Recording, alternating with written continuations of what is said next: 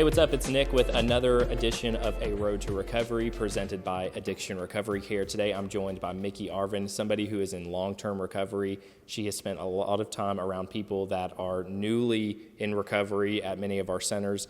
Micki, can you tell us a little bit about what the conversation is like for people that have children and leaving them behind or leaving them with a family member to come and focus on themselves to try to get themselves help?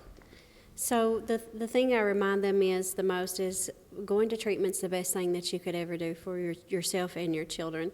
And so you can't be the mother or the father that you're called to be if you're not taking care of you first. And so I really just encourage them to know that what happens, Nick, is when they get in treatment, they can no longer numb those feelings. There's nothing there to numb them, so they have to feel them.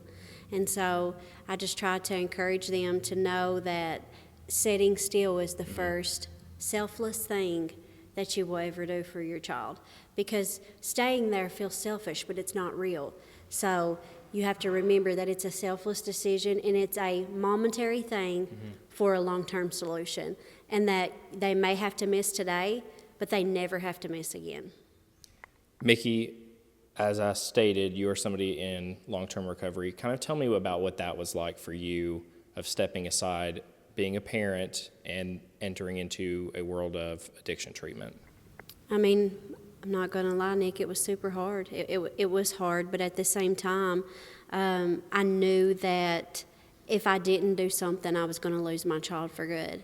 Either I was going to die or I was going to end up in prison for a long time, and they just was not going to let me around her using, and rightfully so. So for me, it was a hard decision, but the best one that I've ever made. And, you know, now after having years of clean time, she doesn't really even remember me being gone because she was so little when I got clean. And I know you also spent time around people in recovery that have regained custody of their kids, that are now the mother, the father that they have always wanted to be. What are those conversations like? You know, parents are they're so happy, and that's one of the best parts of what we do is we get to see them come in so broken. They don't even have visitation with their kids. They've not seen their kids, to getting to watch them post pictures of their first reunification with their child, or their first post that says, I'm getting my kids for the weekend for the first time in 3 years. So there's nothing feels like that, right? It's not just about the mom or the dad. It's literally a generation of people that that's going to be affected from your decision to get clean. And I always tell people your children are going to feel the effects of what you do, whether that's positive or it's negative. So do positive things, and they'll automatically feel the effect of it. All right, Micki, well, that is some great advice. And, of course, anybody out there that needs help, feel free to reach out. But for now, we're going to send it back to you all in the studio.